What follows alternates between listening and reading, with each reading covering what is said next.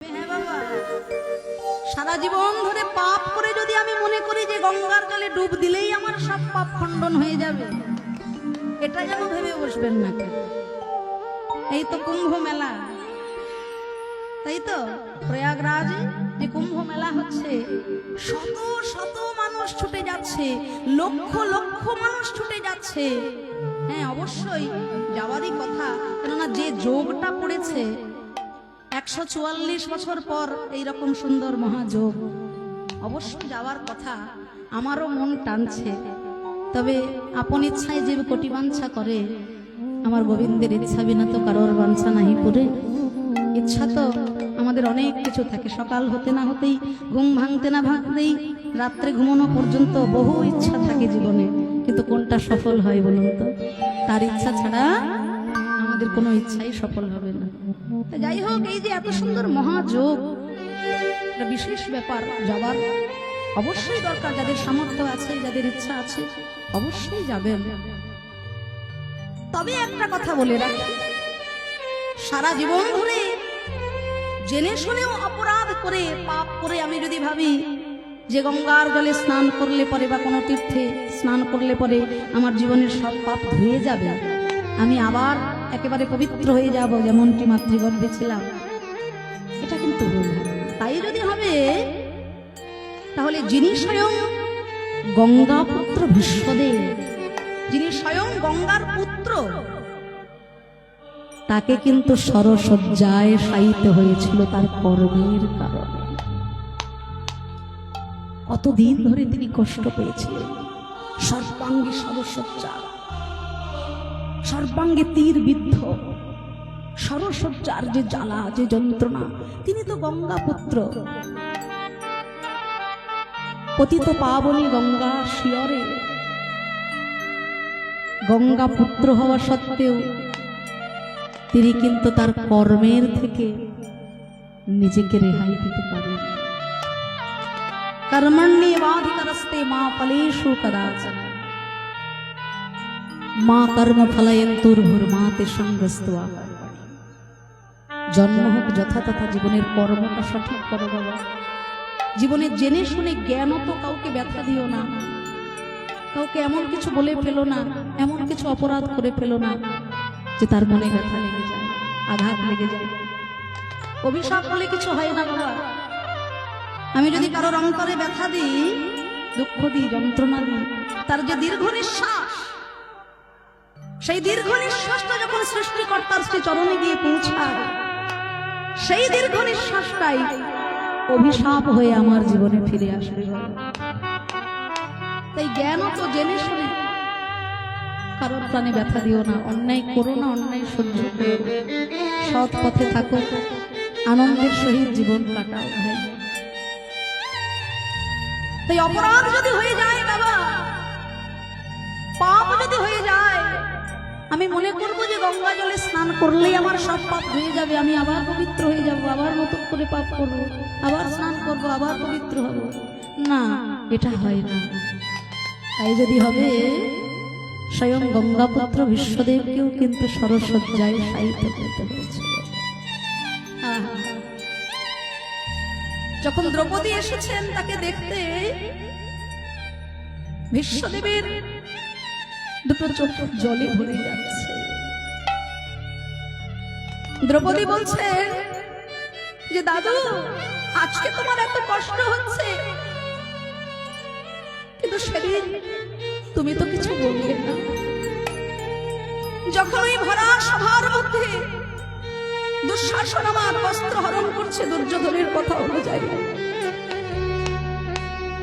তুমি তো কিছু বলতে পারতে, তুমি কেন সেদিন চুপ করেছিলে? তুমি না ন্যায়বান, নীতিবান, নিষ্ঠাবান, জিতেন্দ্রীয়? বিশ্বদেব বললেন, মাগো, সেই দিন আমি যাদের অন্নে প্রতিপালিত হয়েছি তাদের অধীনে ছিলাম, একে বলে অন্ন দাস। যাদের অন্নে আমি প্রতিপালিত, তাদের বিরুদ্ধে কিছু বলাটা আমার সাজে না। তারা অন্যায় করে চলেছে, আর সেই অন্যায়ের পথে চলতে চলতে চলতে চলতে আজকে আমারও এই হয়েছে। অত বড় কুরুক্ষেত্র যুদ্ধ মেদিনীতে দুটি দল আমাদের দুটি শিক্ষা দিয়ে গেল। একজন হলেন দুর্যোধন, আর একজন হলেন যুধিষ্ঠির মহারাজ। মেদিনীপুরের ভক্তরা একটু তত্ত্ব শুনতে ভালোবাসেন, এই কথাগুলো একটু ভালো করে আস্বাদন করে। আপনারা বলবেন যে দুর্যোধন আবার আমাদেরকে কি শিক্ষা দিল? হ্যাঁ দিল, তিনিও শিক্ষা দিলেন আমাদের। সমস্ত রাজত্বটা যাদের দখল, রাজভাণ্ডার, রাজকোষ, দাস দাসী, রাজসিংহাসন যাদের অধীন, কদিনের জন্য? কর্মের দ্বারা, ন্যায় নীতি নিষ্ঠা ভ্রষ্টের দ্বারা, অসত্যের পথ অনুসরণের দ্বারা রাজা হতে পথের ভিখারি হয়ে গেল। শুধু ভিখারি নয়, অকালে সম্পূর্ণ বংশটাই ধ্বংস হয়ে গেল। ওদিকে যুধিষ্ঠির মহারাজ, যাদের কাছে কিছু ছিল না, 5 ভাই মাত্র 5খানা গ্রাম চেয়েছিল। কি উত্তর এসেছিল? বিনা যুদ্ধে নাহি দিব, সুচক্রমে দিব।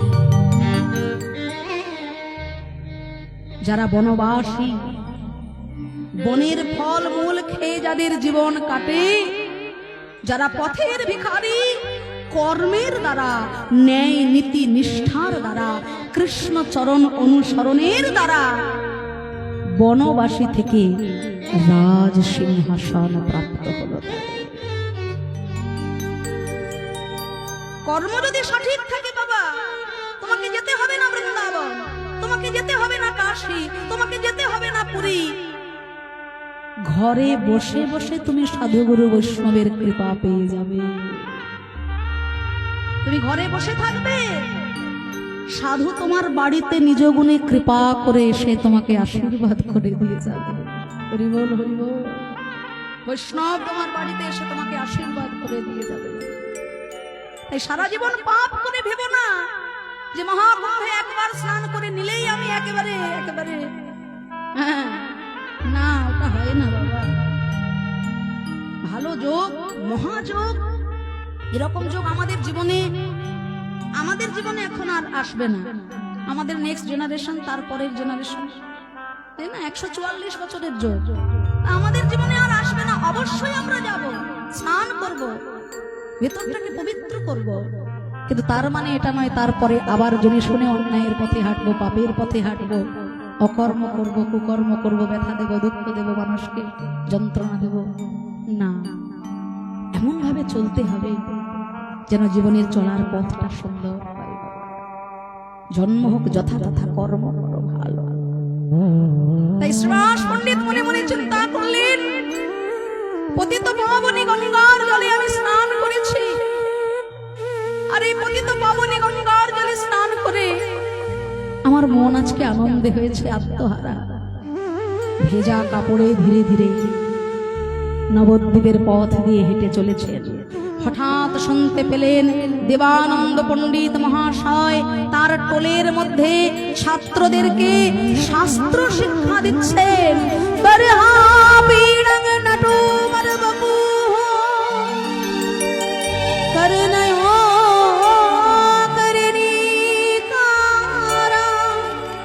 বিপ্রদবাসো কনকমপীশন বৈজয়ন্তী চহমালা রন্ধ্রার বেণোরধর সুধয়া পূরৈ গোপবৃন্দ্যায় বৃন্দ্যারণ্যং स्वपदरमण प्राविशद गीत कीर्ति प्राविशद गीत कीर्ति प्राविशद गीत कीर्ति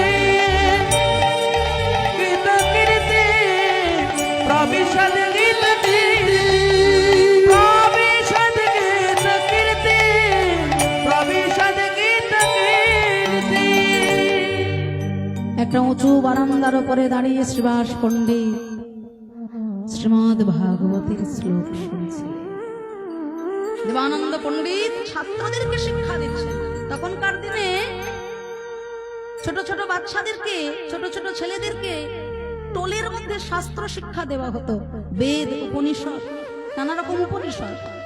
যেমন আমরা ছোটবেলায় যখন ঠাকুমার কোলের মধ্যে ঘুমোতাম, রামায়ণ, মহাভারত, কত উপনিষদ, কত সুন্দর সুন্দর জ্ঞানের কথা শুনতে শুনতে ঘুমোতাম, তাই না বাবা? হ্যাঁ, আজকের দিনে ফেসবুক, হোয়াটসঅ্যাপ, ইনস্টাগ্রামের যুগ। ওইসব ঠাকুমার কোলে বসে ওই আষাঢ়ে গল্প শোনার মতো সময় নাতি নাতনিদের আর নেই, তাই তো? হ্যাঁ, তখনকার দিনে কিন্তু ছোট ছোট বাচ্চাদেরকে শাস্ত্র শিক্ষা দেওয়া হতো, গীতা, রামায়ণ, মহাভারত, উপনিষদ, এরকম শিক্ষা দেওয়া হতো। শিক্ষার একটা ভীষণ গুরুত্ব আছে বাবা। আজকের দিনে কিন্তু সেই শিক্ষা দেওয়া হয় না। আজকের দিনে সেই শিক্ষার পায় ছোট ছোট বাচ্চারা। আমরা স্কুলে পড়েছি, হাট্টি মাটিম টিম, তারা মাঠে পারে ডিম, তাদের খাড়া দুটো শিং, তারা হাট্টি মাটিম টিম। তা এর মানেটা কি যদি একবার মাস্টার মশাইকে জিজ্ঞাসা করেন, এর তাৎপর্যটা কি, এর মধ্যে কোনো গুরুত্বপূর্ণ ব্যাখ্যা আছে কি? এখান থেকে বাচ্চাটা কি শিক্ষা পেল, এটা যদি আমরা জিজ্ঞাসা করি, যা হোক, ছোট মুখে বড় কথা বলা আমার সাজে না। এটুকু প্রার্থনা আমি অভিভাবকদের শ্রী চরণতলে জানাবো, যে শিক্ষা আমরা ছোটবেলা থেকে বাচ্চাকে দেব, বাচ্চা তো মাটির ঢেলা, তাকে যেভাবে তৈরি করব সে সেভাবেই বড় হবে, সেভাবেই তৈরি হবে, তাই না? পৃথিবীতে সব সন্তান যে খারাপ সে কথা বলতে আমি আসিনি বাবা। ভালো আছে তাই আজও আকাশে সূর্য উঠছে, চন্দ্র উঠছে। ভালো আছে তাই আজও নদীতে জোয়ার হয়, ভাটা হয়। এখনো পর্যন্ত এমন সন্তান আছে বৃদ্ধ মাকে, বৃদ্ধ বাবাকে মাথায় তুলে নিয়ে গঙ্গায় স্নান করতে নিয়ে যায়। ভালো আছে। কিন্তু সবাই যদি ভালো হয়ে যেত বাবা, তাহলে কলকাতার বুকে দেখে আসবেন গিয়ে মন্দির মসজিদের থেকে বেশি বেশি বৃদ্ধাশ্রম তৈরি হয়ে যাচ্ছে, তাই তো? হচ্ছে তো? কিন্তু একটা আশ্চর্যের বিষয় দেখবেন, সেই বৃদ্ধাশ্রমের বুকে কোন গরিব দুঃখী, দিন মজুর, চাষি ভাই, রিক্সাওয়ালার মা বাবা কিন্তু নেই।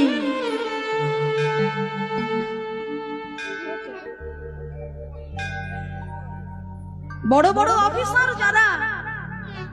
যারা নিজের জীবনের সর্বস্বটুকু বিলিয়ে দিয়ে সন্তানকে বড় করে তুলেছে, সন্তান বড় হয়েছে বটে, অনেক বড় হয়েছে, কিন্তু প্রকৃত মানুষ হতে পারে। সন্তানকে প্রকৃত মানুষ, প্রকৃত শিক্ষা যদি দিতে হয়, তাকে গোড়া থেকে কৃষ্ণ ভক্ত সন্তান তৈরি করে। যে সন্তান প্রকৃত কৃষ্ণ ভক্ত হবে, মা বাবাকে যন্ত্রণা দিয়ে, মা বাবাকে দুঃখ দিয়ে, জ্বালা দিয়ে, ব্যথা দিয়ে সে নিজে একা সুখে থাকবে, আনন্দে থাকবে, এটা চিন্তা করতে পারবে না। শ্রী চৈতন্য মহাপ্রভু সন্ন্যাস নিয়ে চলে যাবার পর আবারও তিনি মায়ের কাছে এসেছিলেন অনুমতি নেওয়ার জন্য। মা, তুমি যদি অনুমতি দাও তবে আমার সন্ন্যাস হবে। তোমার দুঃখ ভরা হৃদয়ে, তোমার চোখের জলে তোমার সন্তানের ভক্তির পথ কখনো সফল হতে পারে না। তাই তুমি যদি অনুমতি দাও তবে আমি যাব সন্ন্যাস, নইলে আমি তোমারই ঘরে থেকে, তোমারই কোলে বসে হরিনাম গাইব। কিন্তু সচি মায়ের মতো মা কজন আছে বাবা? সচি মায়ের মতো মা হওয়া তো মুখের কথা নয়। ভগবানের মা আমরা সবাই হতে চাই, কিন্তু ভগবানের মা হতে গেলে যে আত্মত্যাগ, যে আত্মবিসর্জন, যে বলিদান, যে কষ্ট সহ্য করতে হয়, তা সহ্য করার মতো ক্ষমতা আমাদের সবার। আকাশে হাজার হাজার এরোপ্লেন উড়ে বেড়াচ্ছে, এই তো কত বড় বড় মাঠ, এরোপ্লেন কি এসে দাঁড়াবে? যতক্ষণ না পর্যন্ত এয়ারপোর্টের সিগন্যাল পাবে ততক্ষণ পর্যন্ত কিন্তু এরোপ্লেন দাঁড়াবে না, সে তার গন্তব্যস্থলেই গিয়ে দাঁড়াবে। যতই উড়ে বেড়াবে, যতই ঘুরে বেড়াবে, যত বড়ই জায়গা থাক, এয়ারপোর্টের সিগন্যাল না পাওয়া পর্যন্ত এরোপ্লেন দাঁড়াবে না। তদ্রূপ হাজারো হাজারো পুণ্যাত্মা অপর আকাশে ঘুরে বেড়াচ্ছে, মাতৃগর্ভটা যদি পবিত্র না হয় পুণ্যাত্মা সে জন্মগ্রহণ করতে পারে না, তাই না? সন্তান গর্ভে আছে, আমি সারাদিন খাটের ওপরে পা তুলে সিরিয়ালের কচকচানি দেখে যাচ্ছি। ছেলে আমার ধ্রুব হবে, হ্যাঁ, ছেলে আমার একটা প্রহ্লাদ হবে, হবে না? আছে আমার অন্তরে ভক্তি, না আছে অনুরাগ। সন্তান গর্ভে থাকা অবস্থায় না শুনেছি ভাগবত কথা, না শুনেছি রামায়ণ কথা, না পড়েছি গীতার একটা শ্লোক, না ভক্তি করেছি গোবিন্দ চরণে, সাধু বৈষ্ণব চরণে, হবে না। মাটি যদি খাঁটি হয় ফসল তবে ভালো হয়, আর মাটি যদি খাঁটি হয় সন্তান তবে মানুষ হয় বাবা। মা যদি ভালো হয় সন্তান ভালো হবে বাবা, মা যদি ভক্তিমতী হয় সন্তান ভক্ত হবে বাবা। এই সন্তানকে তৈরি করতে হবে আমাদের তেমন। শ্রীবাস পণ্ডিত শ্রীমদ্ ভাগবতের শ্লোক শুনতে শুনতে হঠাৎ করে ওই উঁচু বারান্দাটা থেকে মাটিতে আছাড় খেয়ে পড়লেন, আর পড়ে যাওয়া মাত্রই শ্রীবাস পণ্ডিত হয়ে গেলেন অচৈতন্য।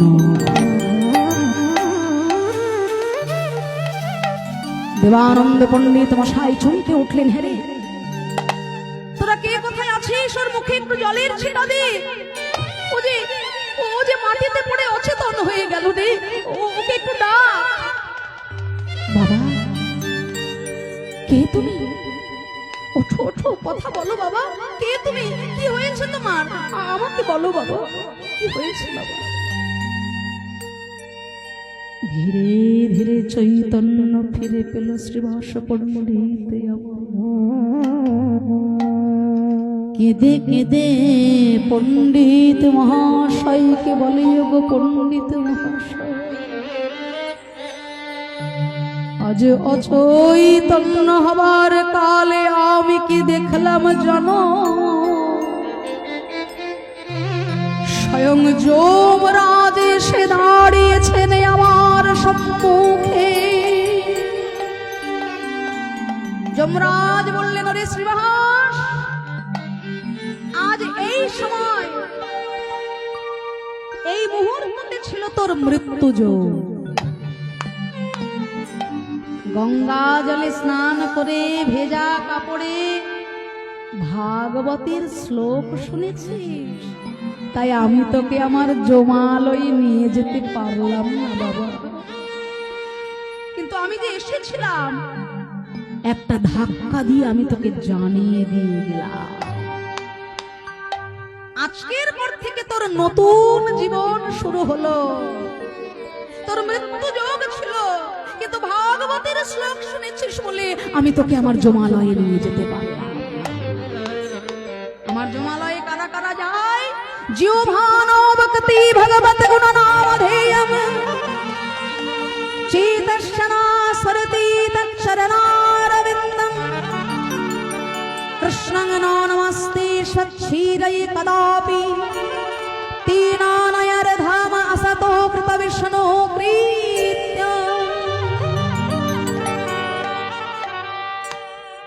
জমালয়ে কারা কারা যায়? জিহ্বা নভক্তি ভগবত গুণ নামধেয়ম, যার জীব সারাদিন মায়ার কথা বলে কিন্তু গোবিন্দ কথা বলতে জানে না। জিহ্বা নভক্তি ভগবত গুণ নামধেয়ম, চেতশ্চন স্মরতি তচ্চরণারবিন্দম, যার চিত্ত সারাদিন মায়া জগতের চিন্তা করে, গোবিন্দ চিন্তা করে না। চেতশ্চন স্মরতি তচ্চরণারবিন্দম, কৃষ্ণং নমস্তে সচ্ছিরয়ে কদাপি, যার মাথাটা সাধুগুরু বৈষ্ণবের চরণে একবার প্রণাম করতে জানে না। তেনানয়র্ধম আসতো কৃত বিষ্ণু কৃত্যম, সেই নরাধম যাবে জমালয়ে। তাই তুমি ভাগবত কথা শুনেছো, আজ থেকে তোমার নতুন জন্ম হলো, আমি তোমায় জমালয়ে নিয়ে যেতে পারলাম। শ্রীবাস পণ্ডিত মনে মনে চিন্তা করলো, আমি তো মরেই যাচ্ছিলাম, এই হরি নামের সহিত আমার নতুন জীবন ফিরে পেলাম। আজকের পর থেকে আমি যে কটা দিন বেঁচে থাকবো, এই হরি নাম সংকীর্তনই হবে আমার জীবনের সার তত্ত্ব। এই নামই হবে আমার জীবনের সার।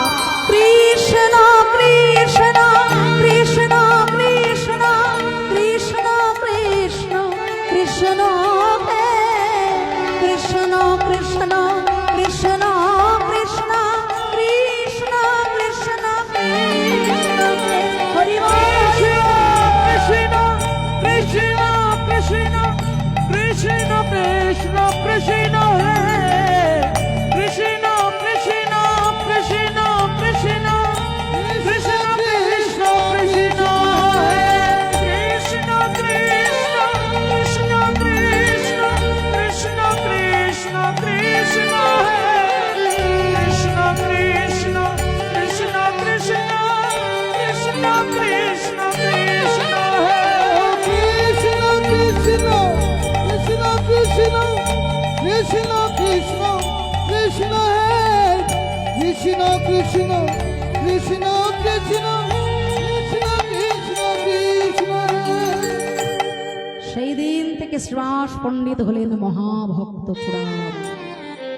এমন ভক্ত হলে, হ্যাঁ, যার ঘরে ছেলে মরে গেল, মরা ছেলেকে ঢেকে রেখেও মহাপ্রভুর সঙ্গে হরিনামে হয়েছিল মাতোয়ারা।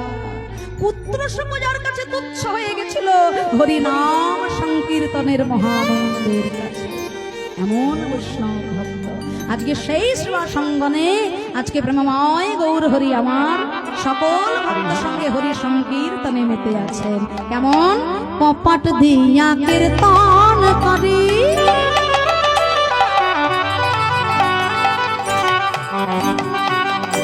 গৌর আমার পরময়া বেশে দিয়া কীর্তন করে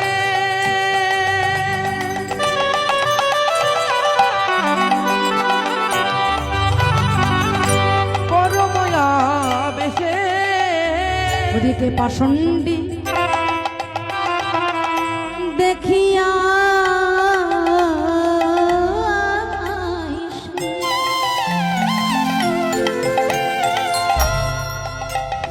নানা না পারে প্রবেশে, পাষণ্ডী দেখিয়া আইসে না পারে প্রবেশ ওগো চিনল না রে, বলি তারা তো গৌর চিনল না রে।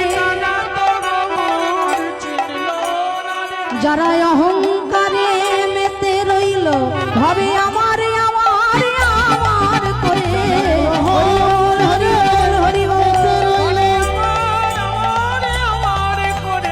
অহংকারে মেতে রইল, অহংকারে মেতে রইল, অহংকারে মেতে রইল,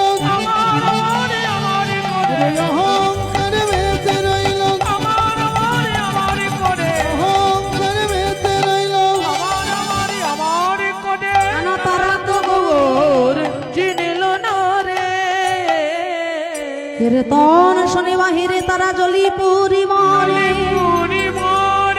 আর শ্রীবাসেরে দুঃখ দিতে নানা যুক্তি করে।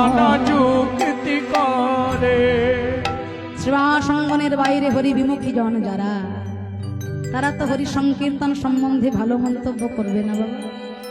যারা আমার গৌরকে ভালোবাসে না, যারা চেনে না জানে না, তারা কি বুঝবে, কি বলবে? সুকৃতি যদি না থাকে, সামনে থেকে দেখলেও ভগবানকে চেনা যায় না বলে, তাই না? সুকৃতি থাকতে হয়। সুকৃতি যদি থাকে তবে তো ভগবানকে চেনা যায়। সুকৃতি কাকে বলে? কোন ভাগ্যে কোন জীবের শ্রদ্ধা যদি হয়, তবে সেই জীব সাধু সঙ্গ যে করায়।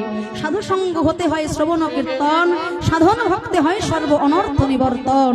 অনর্থ নিবৃত্তি হলে ভক্তে নিষ্ঠা হয়, নিষ্ঠা হইতে কৃষ্ণ প্রেমের রতি উপজয়।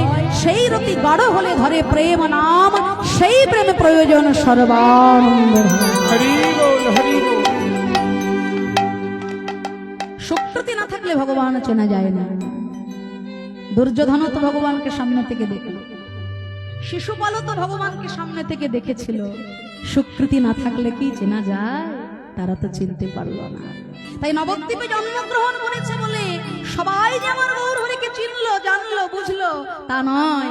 কেউ কেউ তর্ক চূড়ামণি, তর্কালঙ্কার, হরি সংকীর্তন সম্বন্ধে তারা কু অভিসন্ধি করতে শুরু করে দিল। এই যে ভাইয়া বলি, নবদ্বীপে নিমাই বেটার এসব পাগলামি আর কদিন চলবে? হ্যাঁ, আরে বাবা, নিম গাছের তলায় জন্ম হয়েছে বলে সোহাগ করে সবাই নাম রেখে দিল নিমাই। ওরে বাবা, নিম গাছের তলায় জন্ম হলে কারোর নাম যদি নিমাই হয়ে যায়, তাহলে নবদ্বীপে এবার যদি কারোর জাম গাছের তলায় জন্ম হয়, তাহলে তার নাম হবে জামাই। ছি, ছি, ছি। বলি, নবদ্বীপের জাত পাত কুল ধর্ম সব একেবারে জলাঞ্জলি দিয়ে ফেললে। আরে বাবা, ওই নাটের গুরু শ্রীবাসের ঘরের ভিতরে ঢুকে নিমাই বেটা সারাদিন ধরে ওই হরি হরি হরি হরি হরি বলে যেতে রয়েছে। মুচি সুচি হয় যদি কৃষ্ণ হরে,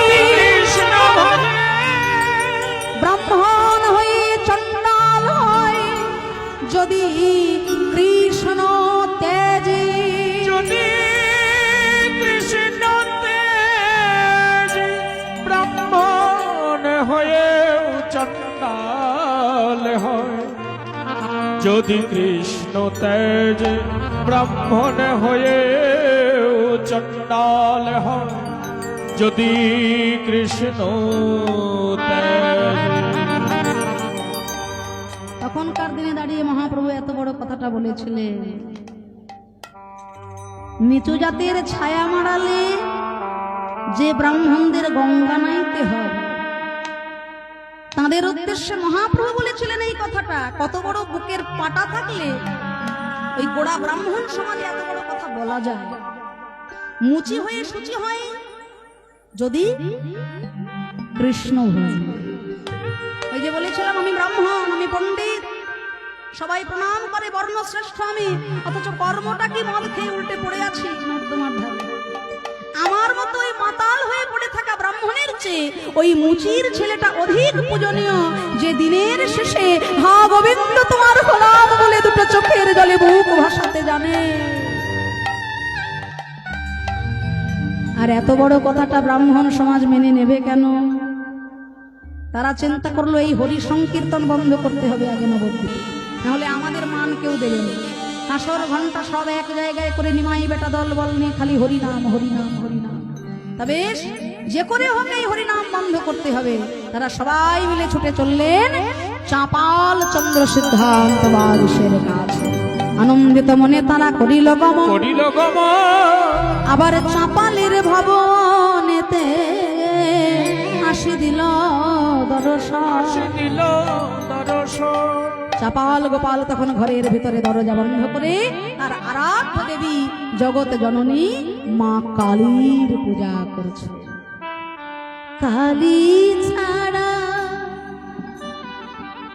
মোর জীবনে কি আর আছে দা,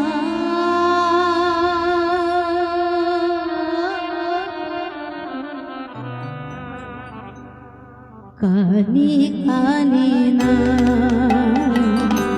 আমার সর্বঙ্গে লিখে দিও কালী কালী।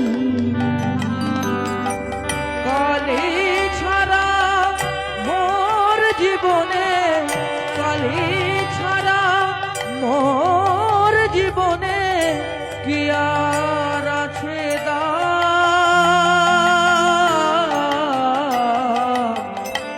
কালী কালী না আমার সর্বঙ্গে লিখে দিও।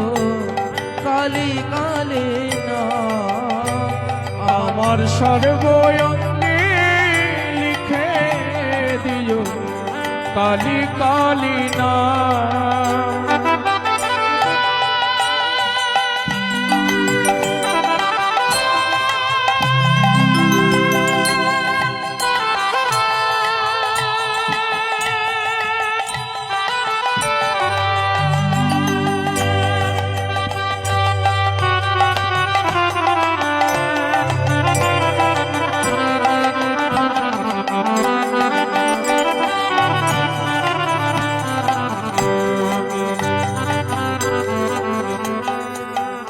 ওগো যেদিন আমি জন্মেছিলাম মামা বলে ডেকেছিলাম যেদিন আমি জন্মেছিলাম